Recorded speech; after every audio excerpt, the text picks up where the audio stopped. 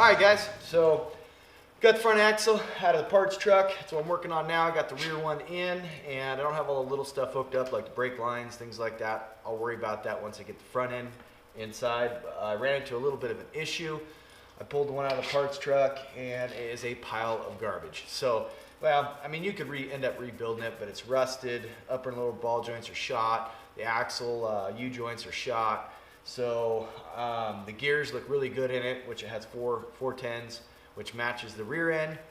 And I pulled the one out of the Blazer, and of course they're both 10 bolts, and it actually looks really good. Upper and lower ball joints are good, even though I have new ones in case I want to change them out. I'll probably save them for parts for later on because these actually look really good.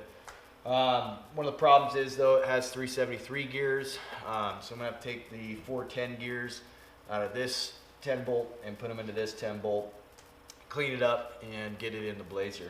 It's taking a little bit longer than I wanted to, of course, but once I get these axles set, get all the brake lines hooked up, get all that done, you know, I've just ran into a multitude of issues as far as rusted bolts, you know, old parts, rusted parts. So I'm changing all those out, changing all the bushings, tie rod ends, I'm changing the drag link ends. Pretty much everything as I go, I'm changing out. So it's taken me a little bit longer than I wanted or expected, but that's okay because it's going to be done right, and that's what I want.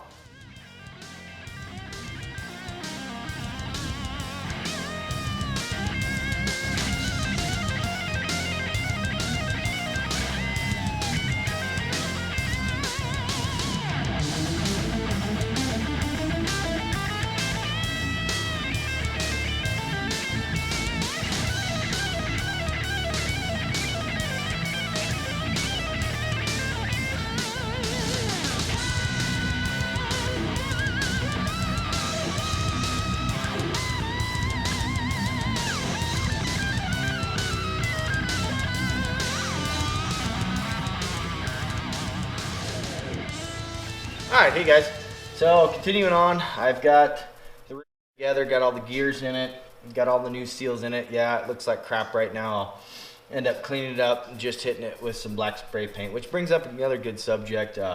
You know, this isn't going to be some Cadillac, this is going to be a battle axe, okay?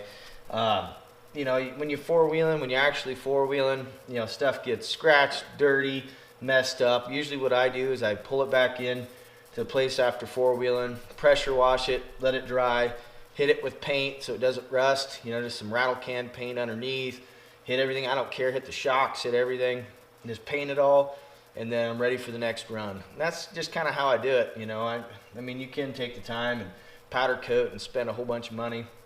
That's how I do it. Anyway, got it back together. I've got the steering arm, or steering bar, and the drag link, got all new ends for that.